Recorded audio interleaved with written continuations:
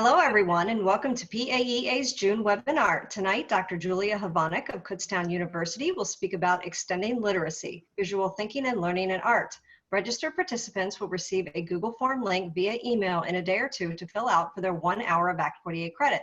Before we begin the webinar, we are asking participants to mute their microphones and keep their video off.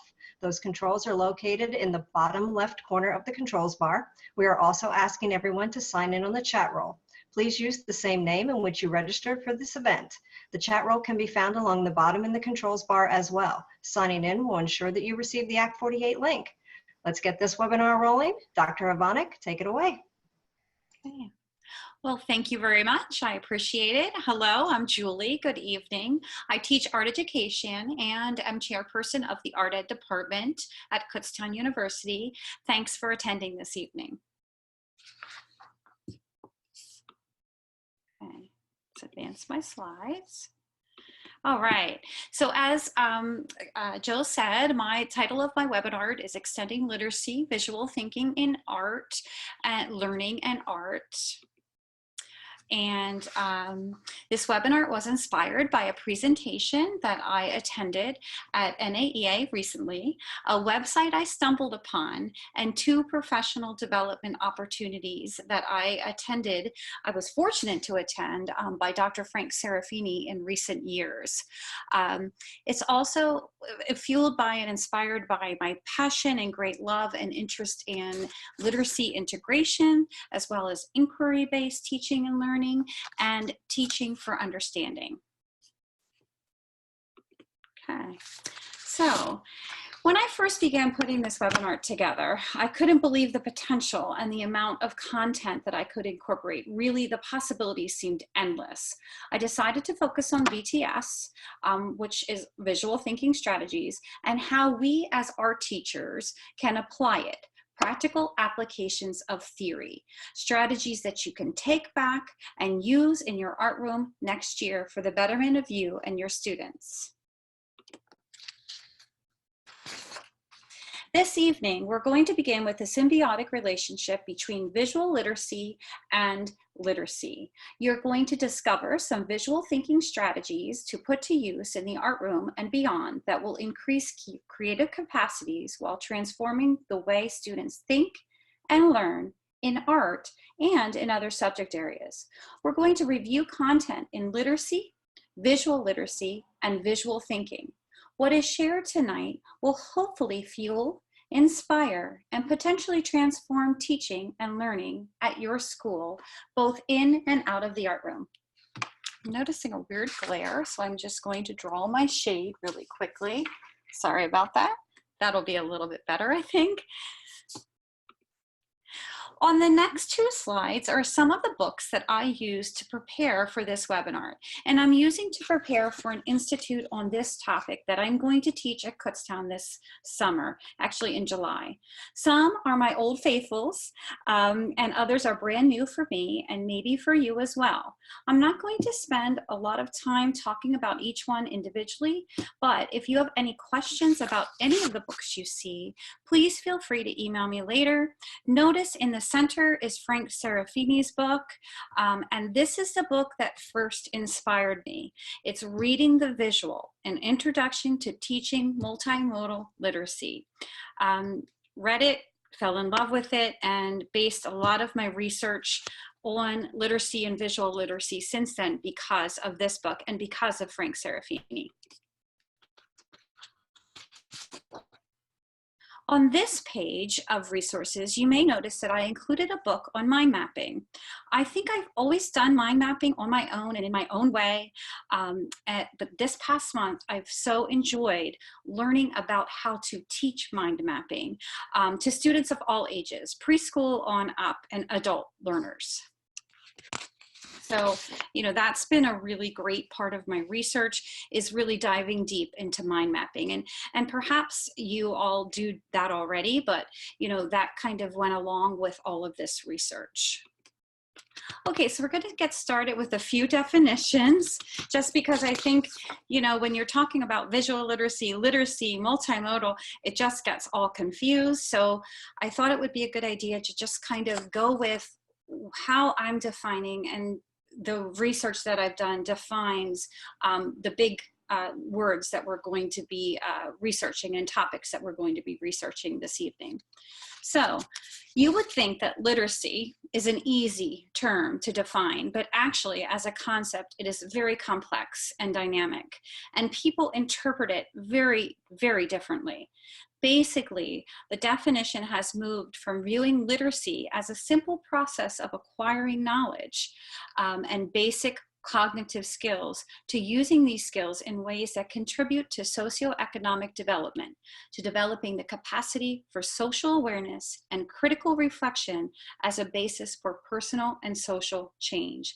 So a much broader definition of literacy is what I'm kind of gearing towards in this research. This slide didn't turn out.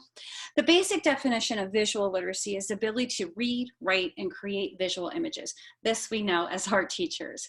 It's a concept that relates to art and design, but it also has much wider applications. Visual literacy is about language, communication, and interaction. The term was first coined in 1969 by John Davies, who was founder of the International Visual Literacy Association. But it's evolved to become much more broad, and it takes on different meanings in different contexts. Visual literacy is, by nature, an organic concept that requires us to continually define and redefine as our world changes around us.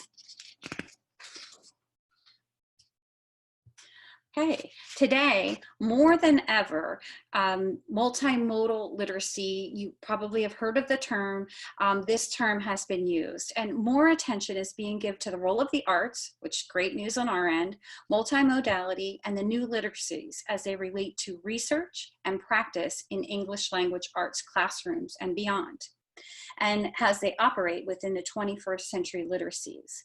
Literacy no longer confined to communication through reading and writing of traditional printed text has expanded and figuratively exploded, particularly within the past decade or so. As we know, messages are now created, inscribed, sent, and received in multimodal ways, steeped in the use of new technologies.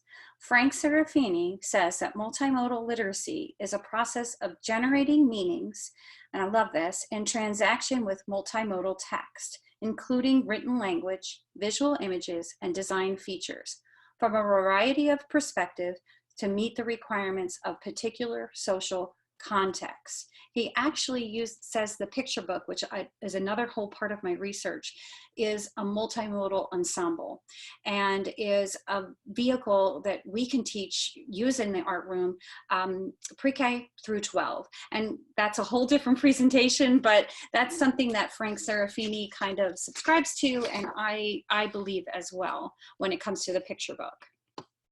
Okay. So visual thinking, well, this one we know. Well, visual thinking is a way to organize your thoughts, improve your ability to think and communicate. It's a way to convey complex or potentially confusing information. It's also about using tools like pen and paper, index cards, the computer software, to externalize your internal thinking processes, making them more clear, explicit, and actionable, making the invisible visible. So mind mapping would be an example of visual thinking. And that's why I dove deep into mind mapping these past couple of months, because of how well it connects to everything that we're going to be looking at and talking about this evening. So visual thinking strategies. It's an educational nonprofit that trains educators in schools, museums, and institutions of higher education to use a student-centered facilitation method to create inclusive discussions. The intensive professional development program provides individuals with the tools to become skilled facilitators of complex conversations.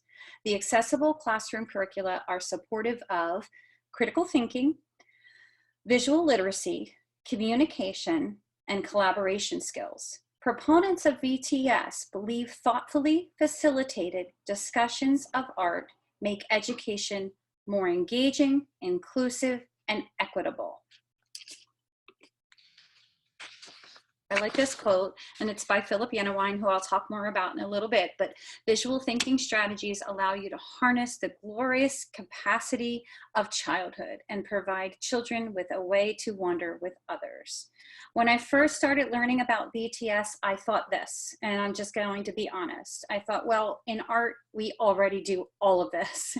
But I quickly discovered that I could be doing it much better, and I tried to keep, or I did keep, an open mind, or I wouldn't be presenting on it. Especially when I combined what I discovered about VTS with what I already knew and understood about teaching for understanding, that's what we teach at Kutztown, visual literacy, constructivism, I'm a big proponent of constructivism, and inquiry-based teaching and learning. I am so excited about VTS that my summer institute at Kutztown in July will include an all-day intensive VTS training from a certified trainer. I am going to be a participant in that, and I am so looking forward to it. So by mid-July, I'll be not an expert, but I'll be trained more readily by an expert in the field, which I'm looking forward to. So now, a deep dive into VTS. Everyone in attendance this evening cares about their students and what and how they learn, or they wouldn't be here. In today's art room, we know that we are called to provide opportunities for our students to think critically, problem solve effectively, reason clearly, listen constructively and actively, and speak and write persuasively. Today's learners need to show, and they're asked to show, they understand what they are learning, and not just memorizing, but actually comprehending the problems to be solved. Not just solving, but knowing how they did it and how to do it again, transfer of learning. Not just assimilating information and ideas, but putting them in operation, in and out of the art room. And finally, not just performing assignments, but learning how to learn. So when I first read all of this information and tried to digest it, I thought this: hey, we already do all of this in art class and lots more. I was thinking about design thinking, 21st century skills, our wonderful national core art standards, the studio habits of mind, and more. But the more I explored, the more I discovered that perhaps we, meaning art teachers, can bolster all that we do in the art room by incorporating VTS. Just a side note here, in his book, Philip Yenawine says that VTS is best taught by the classroom generalist, meaning like, you know, a 7th grade teacher, or, you know, a 12th grade science teacher, something like that, or a 6th grade teacher. But I am challenging that and saying, I think that we can do it well as well. Okay, adding VTS into the art room can extend art teacher capacity and student performance. With VTS, teachers deeply embed art into the art room experience. I know what you're thinking. We already do that, but again, hang on a bit. Then they build on that base, achieved in very little time, to apply the carefully calibrated yet simple questions to other lessons in and out of the art room, where students freely engage and develop both individually and as a group. Art teachers using the VTS protocol can increase class participation and student engagement while deepening the thinking, the language ability, the writing skills, and the visual literacy of all their students. Please know that there has been a great deal of research done on the statements that I just made. I didn't just make them willy-nilly.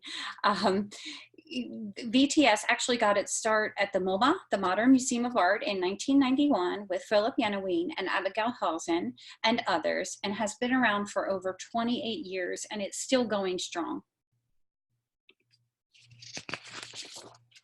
The initial intent was fairly simple of VTS. It was to build visual literacy skills for learners, but the researchers quickly found that it did so much more than that. For students, it builds skills in complex thinking, and the language to express themselves, express their complex thinking, listening, increasing interest in and capacity to write, collaborative problem solving, and more. This impact has been seen in students early as preschool. For art teachers, it provides a strategy to bring out students who often hang back, to level the field, to introduce discussion as a vehicle for collective meaning making, which I'm a big, huge subscriber to, that extends across disciplines, and to establish a clear means of scaffolding students' abilities, and even talk about peer learning. It engages learners, which I love this, it engages learners as well as enables them. Before we give it a try, which we are going to this evening, and check out the protocol, there's one more thing that I wanted to mention. In his book, it's this book, let me see if I can, this book, Visual Thinking Strategies by Philip Yenawine, he talks about the permission to wonder, which basically is the notion that it is okay for students to be puzzled, and actually to even be left puzzled. And stay curious. In fact, curiosity, puzzlement is a good thing when it comes to VTS. It leads to teaching and learning that sticks. What do you need to start VTCS besides a carefully selected work of art are eyes, memories, openness, time, and encouragement to engage in mind-stretching exploration and permission to wonder.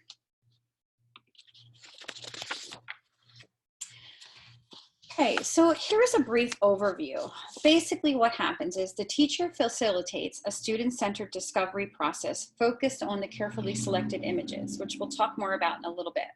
The teacher is essential to the process, but not the authoritative source. Instead, the students drive the discussions assisted by the teacher.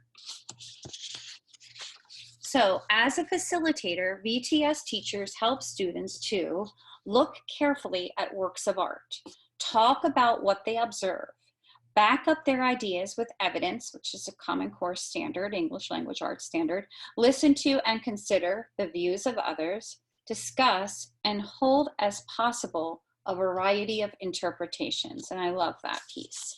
Basically, VTS uses art to teach visual literacy, thinking and communication skills, listening and expressing oneself. Growth is stimulated by looking at art of increasing complexity, answering developmentally based questions, and participating in peer group discussions facilitated by teachers.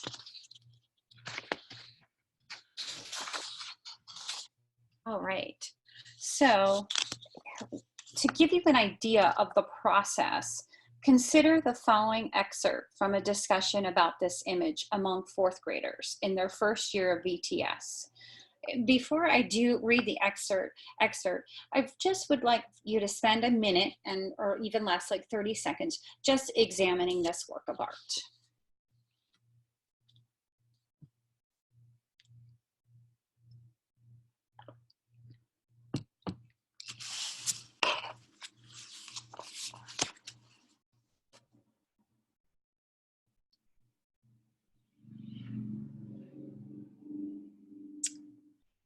Okay, so the teacher starts, and I'm reading from the book. The teacher starts and says, all right, everyone, take a moment to look at the picture.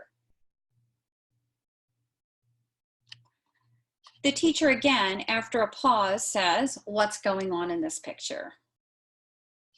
Student 1 replies, I think a poor family. And there's a little daughter and a dad, and maybe the mom left and they're living in this little tiny place. And that's why, well, I don't know if it's a boy or a girl, is crying. As the student spoke, the teacher consistently pointed to all that was mentioned, actually taking their finger or a pointer or, one of those lights, and pointing to what is mentioned by the student. Okay, the teacher says, so you're looking at these figures and you're thinking they're a family and that they're poor. Maybe the mother left them. What did you see that made you say they were poor? Student 1 replies, because they don't have like a very good house, really. I think they're in that house. They don't have good clothes either. Like their clothes are all wrecked up and ripped, and the children's clothes are really dirty. Oh, the teacher responds, okay, so you have several pieces of evidence that suggest they're poor to you. You're looking behind them, thinking they might live in a very plain house. And you're looking at the clothing and notice that it's torn and soiled. All right, what more can we find? Student 2, I think they're a poor family, and maybe their mom died, and maybe like something happened, so they're, and I also agree with student 1. I think they happen to live in a little place, and maybe like a horrible storm happened. Teacher replies, okay, you have a few ideas. You're also wondering about the mother. What did you see that made you say that something happened to her? Student 2 chimes in, because they're really upset and there's no mother in the picture. Teacher says, okay, so we're missing a mother figure, and you see the others as upset about it. And what did you see that made you say they looked upset? The student replied, student 2, because they're not like smiling and the little kid is crying. The teacher replies, okay, so you're looking at their facial expressions and sort of seeing that no one's smiling in this figure. And actually, someone might even be crying. All right, what more can we find? This goes on for a little bit, so bear with me, it's worth reading. Student 3 replies, chimes in, well, I was thinking they are not poor, because it doesn't matter what they look like, because they could have just finished like gardening and they are all dirty from all the dirt and the house. I think it is a regular house like all of our houses because it's just showing part of the house. The teacher replies, okay, so you're offering another interpretation, saying that people could be wearing clothes like this, sort of ripped and dirty, if they've been out gardening. Maybe we don't know about everything about their situation. Student 3 chimes in, just because their clothes aren't good doesn't mean they're poor. So, teacher replies, wearing worn clothes doesn't necessarily mean you're poor. Maybe they've been out working, and you were saying that we don't have a lot of information about where they are. It's just a little piece of the background, and you are saying it could be any house. Okay, so it's another way to look at it. What more can we find? Student 4 chimes in and says, I think they're poor, and the mom died, and the son right there, he's really sad and crying. And the dad, he is like sad and angry, and the mom died because maybe it wasn't a long time ago, and they really didn't have that much to do, and they really need somebody to take care of the kids and cook. Well, I think they own a small farm, and the dad just like said something to the son to just stop crying. It's just your mom. And the girl, you can see she is looking at the dad, and it looks like she can't believe he said something like that to the son. The teacher replies, okay, so you're starting to imagine a whole story, and some almost like conversations or some thoughts said that this group is having. And it all sort of revolves around the idea that the mom has died and they're left trying to work out what to do. And I'm just curious. What did you see that made you say the figure might be crying? And then student 4 chimes in and says, because he is holding his dad's arm and he's looking down like this. Teacher replies, okay, so he's facing away and burying his head and holding the father's arms. And this makes you think he might be really upset. What more? Student 5, I think it's really hard for them to live without the mother because the mother was a really big help. So now living is really hard. And also, I think behind the father's arm, there is a bucket. And I think they have to go down to a well to get water. So I think they are poor. Okay, teacher says, so you are agreeing with the idea that things are really hard because of the missing mother. Life has gotten much more difficult and they miss her. And here, you've seen something you hadn't noticed. This shape, what might be a bucket, which means they might have to get water from a well. Another possible sign that they have little money. What more can we find? Student 6, I don't think the mom died because she's not in the picture. She could be like, you know, in the house cleaning or in a different part of the house, or maybe making beds or something, or maybe out in the garden. The teacher replies, okay, so here's another possibility to explain why there's no woman in the picture.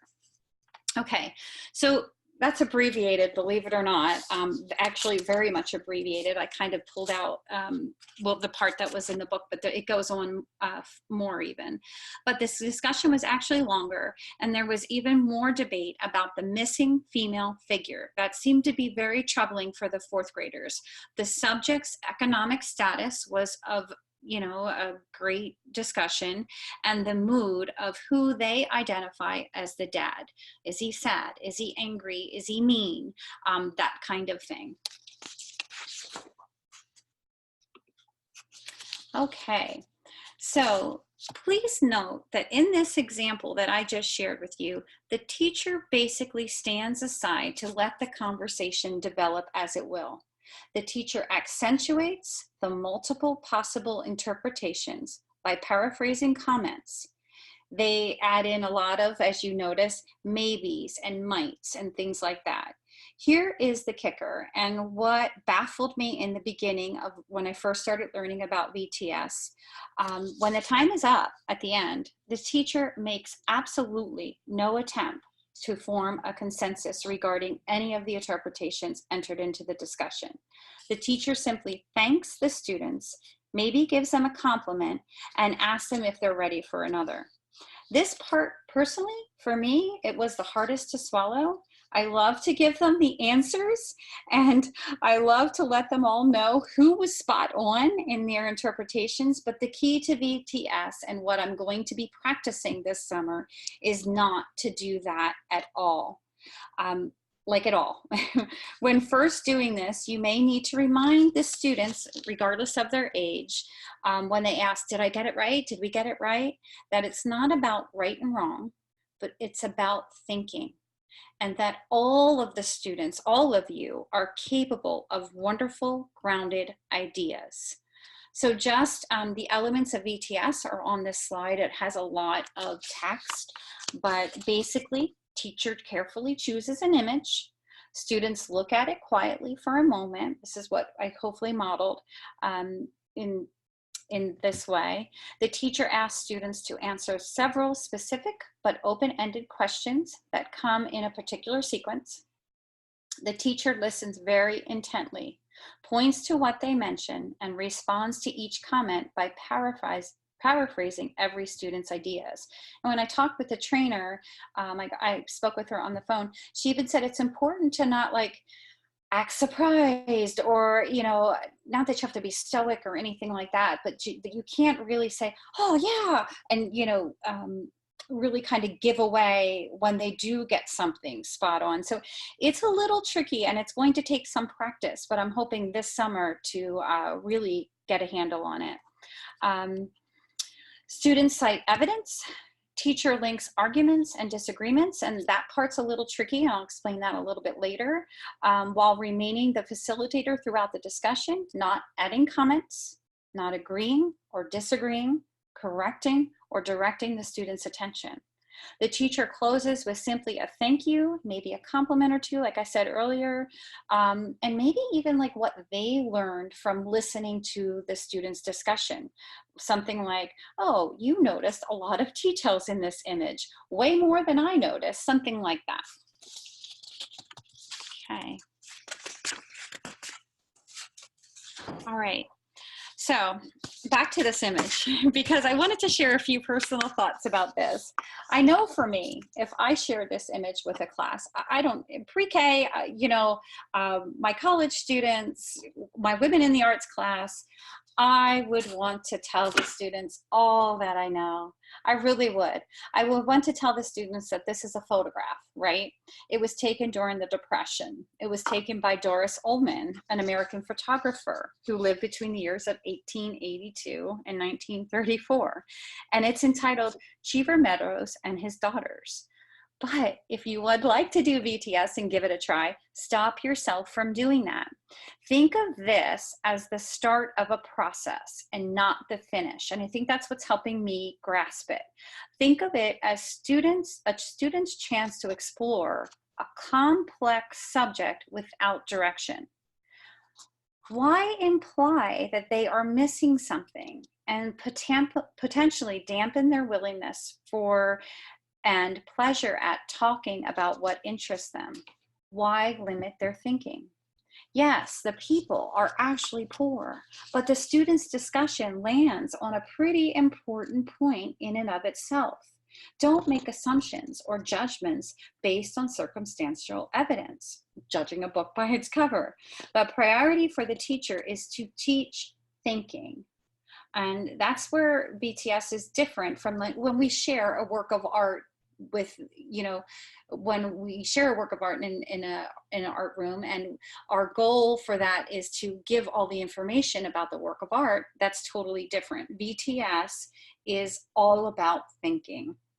The exchange among the students is not unlike scientists who collaborate to solve a problem. They bounce ideas off each other.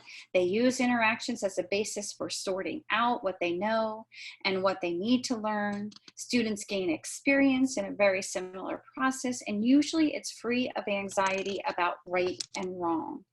And that helps and keeps students, and they want to participate. What and how children learn from life and art constitutes real and substantial skill and knowledge. We should acknowledge this and continuously give students the chance to use and widen their capacity to learn on their own. I think if we don't, we might end up with adults who go to a museum and they feel like they need help looking at art and interpreting it, when in actuality they could just look at a work of art and bring their own meaning to the work of art. And it's really well within their reach to interpret a work of art. They have the capacity to do so. All right. So for thinking to develop, it's essential to have both a strategy for teaching as well as an opportunity for students to exercise their brains. By remaining neutral, we are actually teaching the students how to learn. BTS gives students confidence and clarity that with the help of peers, they can comprehend what they encounter around them. They learn from it and move on from that learning with a grounded position, and they're able to more readily transfer that learning. Over time, students learn how to readdress mistakes, navigate blind alleys, scrutinize a piece of information or an idea, rethink it, discard it, revise it as needed. They develop curiosity and want to know more. It's authentic life experience, and it mirrors what experts do.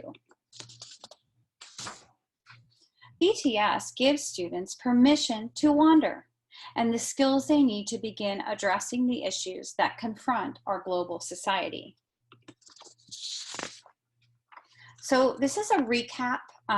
Basically what I'm going to do is I kind of teased it out more, and I made it more applicable to the art room, okay? So the carefully chosen images, according to Hausen, this is based in research, so you want to pick the images, works of art that have subjects of interest, giving your specific audience, your classroom.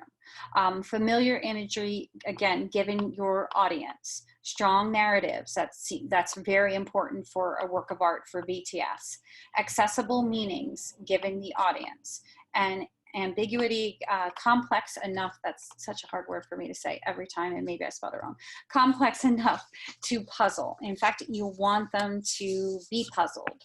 That kind of keeps their attention and keeps them going. Then of course the silent looking.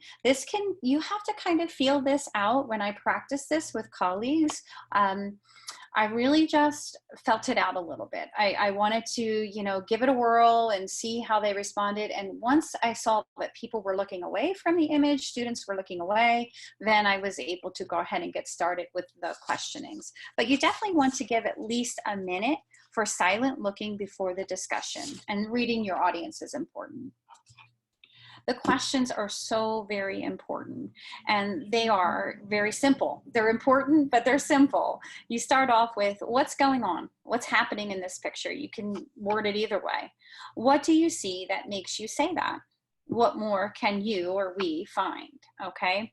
The first question initiates the inquiry into the meaning contained in the image, not just what is shown. So usually I would start, before I learned a lot about VTS, I would start when I would talk about a work of art with my women, let's say my women in the art students. I would say, okay, what do you see? And that's how we're trained, and there's nothing wrong with that, and you can keep doing that. But if you would like to try VTS, they're saying this is better because what do you see in this picture is like kind of surfacey, whereas what is going on produces a more complicated way of thinking. The second question is not a non-threatening way to introduce reasoning. Okay, what do you see that makes you say that? Or it's kind of better than saying, if I would say to you, okay, why do you think that? You know, why do you think that is much more like, oh, I don't know, maybe I'm not supposed to think that. You would just say, so what do you see? Well, I see there's a bucket, and that bucket means that they're poor because they have to, oh, okay. So they can justify it in their own way. And the third one deepens the meaning making process just generally, because it has them keep digging deeper, looking closely, even more closely at the work of art, the image. Okay, so for the facilitator, we kind of reviewed this, but I just kind of made these slides at the end, or, you know, towards the end of my PowerPoint, just to kind of summarize and kind of put it in my own words.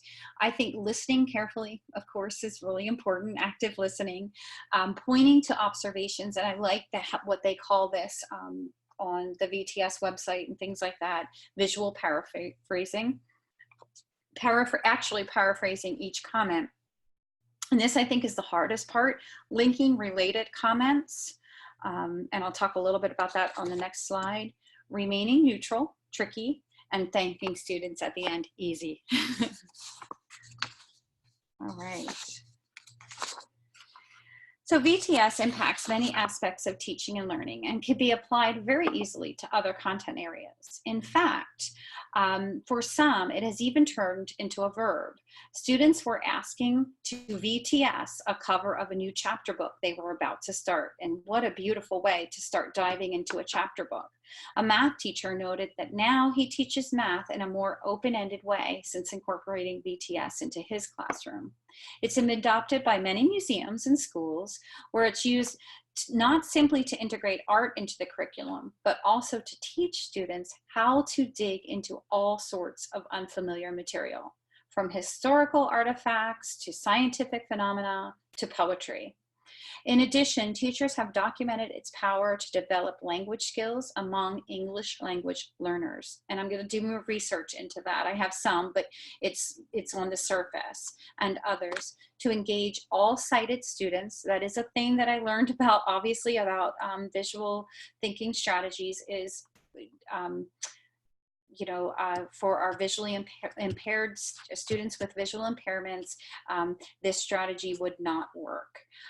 Including those who normally hold back or whose attention wanders, and to erase distinctions applied to students like gifted or challenged.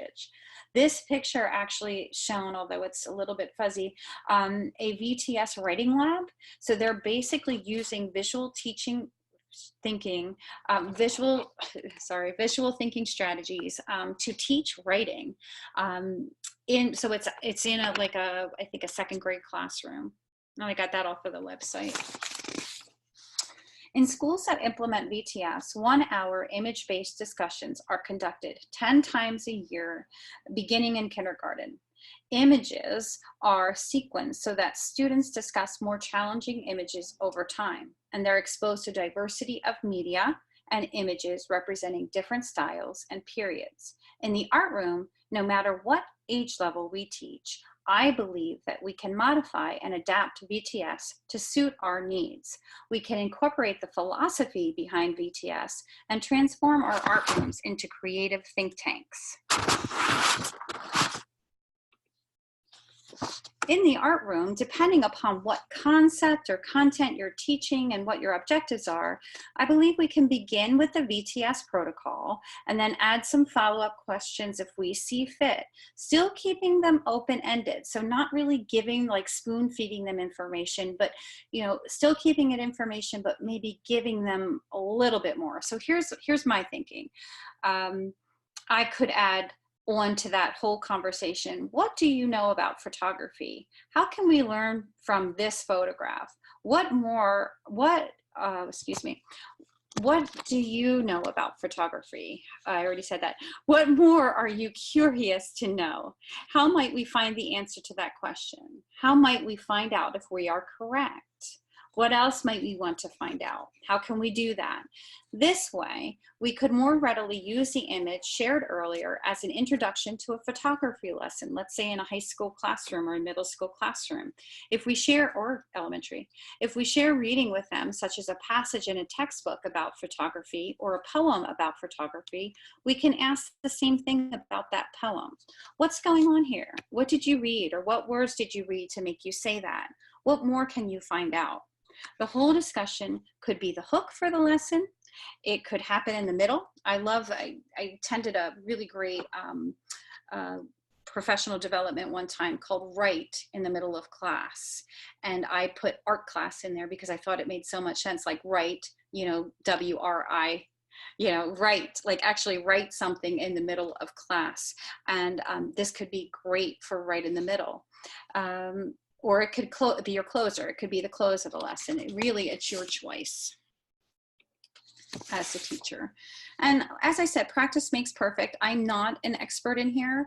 I'm not formally trained in VTS. I have a great interest in it. And I wanted to do this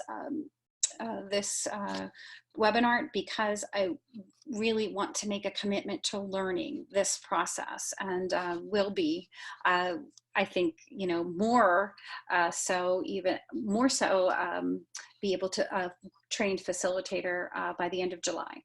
As you learn VTS, a good way to accomplish several things at once is to practice with colleagues. And this is what I did. After practicing, reflect and assess by answering the following questions. I'm a very reflective learner, so I made a list of questions. What did I learn? How did I feel about this? What made, and then I asked the people in the group, what made you feel good about how it was run? What can we do when something has gone wrong? What are your takeaways from this experience? And so on. You get the drift. And then I took time to reflect. I dug a little deeper and I said, did I start off with a good enough image? Did it provoke a good discussion, a healthy discussion? What can I learn from this? What did I observe happening to the students? What didn't work? Who was challenged? Who was excelled? Did somebody monopolize the conversation? That kind of thing. What can I learn from this? Did I reach my objective? Did I fall short? Did I exceed? And what can I learn? Again, every time, what can I learn from this? What can I learn? And then finally, how would I assess my listening, my paraphrasing? What might I improve? What might I change the next time I try this? One issue I find I have in, I asked for this feedback, so I kind of give it away a little bit in my face. So I'm going to work on that and try to not be stoic, but not wear my heart on my sleeve, so to speak, when involved in a VTS strategy or VTS discussion. So in summary, I put this here in case we had time, but I don't think with 7:45 we might, so I might come back to it, but I'll do this one first. In summary, my hope is that you are at the very least, if you have not heard of or thought that VTS was not a great fit for you as an art teacher, that you might consider or reconsider VTS as a tool to seamlessly integrate literacy, visual literacy in your art room and beyond after this presentation. So I have a few minutes for conversation or for questions before we sign off. And I also put this work here. This is one of my favorite works to talk about, and I haven't tried it the VTS way, but this is the one that I'm going to practice with the facilitator with when I do my training. And, you know, I just thought it's a great one to talk about with students. So I wanted to see what she thought, Amy Chase Golden, but I just thought for now, just in your mind, if you'd like to, we could go, you know, I could just not practice the whole thing because that would take a while. And plus I don't hear what you're saying, but we could just, you know, go through it. So I would start with something like this. I would say, what's going on in this picture? What do you see that makes you say that? What more can you or can we find out about this picture? So those are the questions that I would, you know, begin with, and you know, go from there with the discussion to see where it takes us. Okay, so I have a few minutes for questions if anyone has any, and if not, I have some questions that I had prepared just in case. A lot of people ask, you know, what if somebody gets it wrong? What do I do? Or what if I, you know, give something away by accident? Those kinds of things. So if anyone has a question, I can take a question. Otherwise, I can go over a few, or we can just wrap up.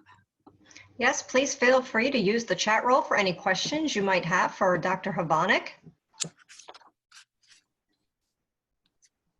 Quiet.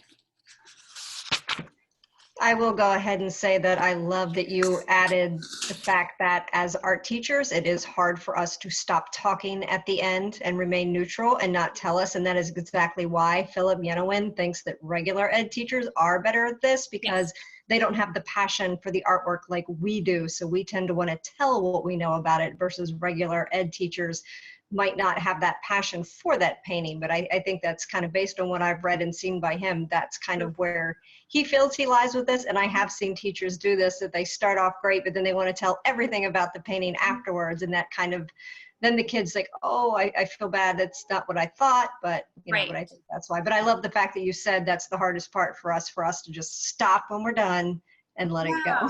and to move on. And really, if the way that I feel like we could really incorporate this and make an impact on our students, and without buying, you know, the whole curriculum, is we could do that with like the photograph that I shared, and then we could, and then start our photography lesson or whatever. Mm-hmm.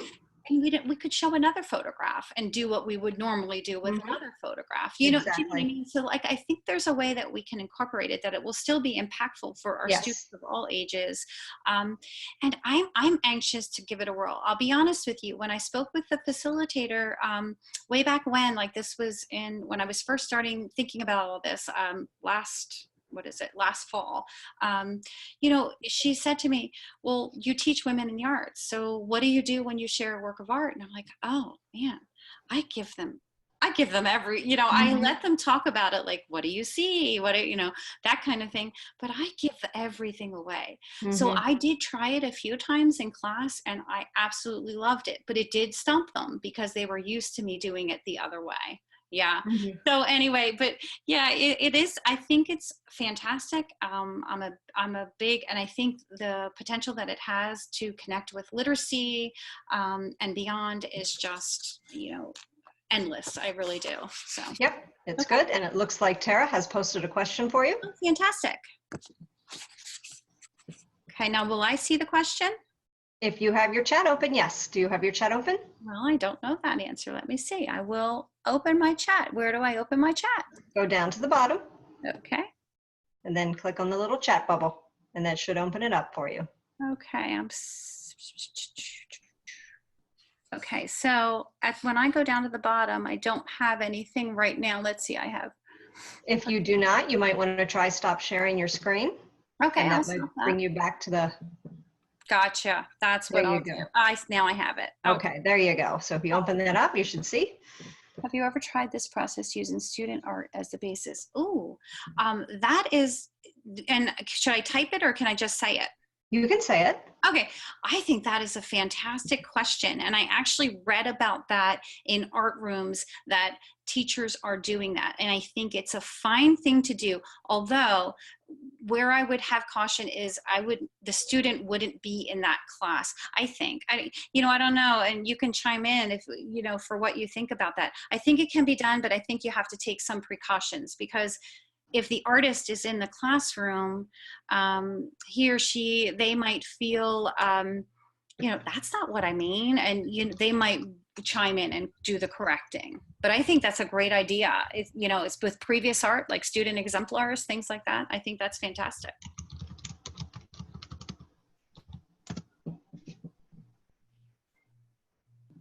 Sure thing.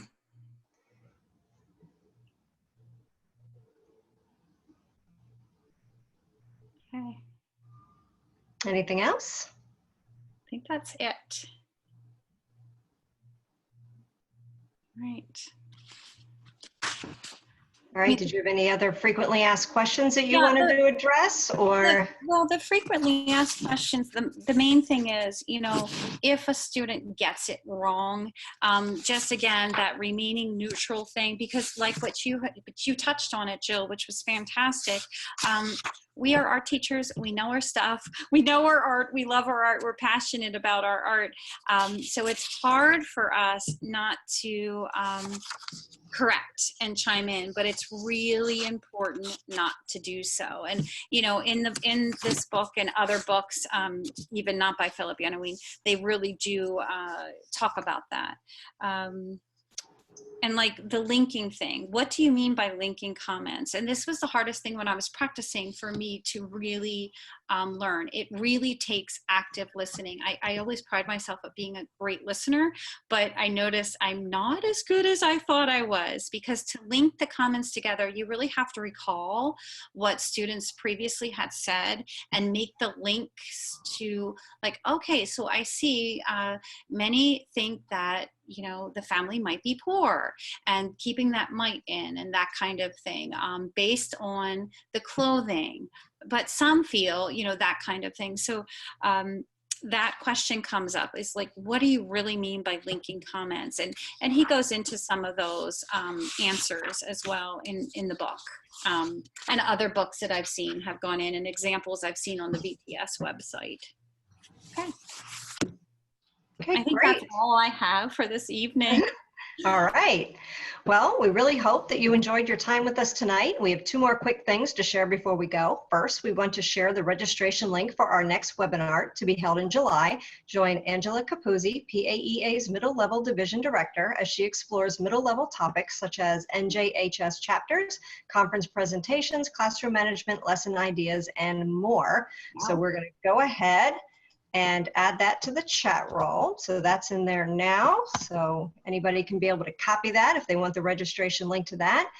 And of course, that will be available on the PAEA website calendar, the Facebook pages, and most likely through an email from your division or region reps. And second, make sure that you have signed in on the chat roll to verify your participation in tonight's webinar. And remember to check your email for the Act 48 link coming in the next day or 2.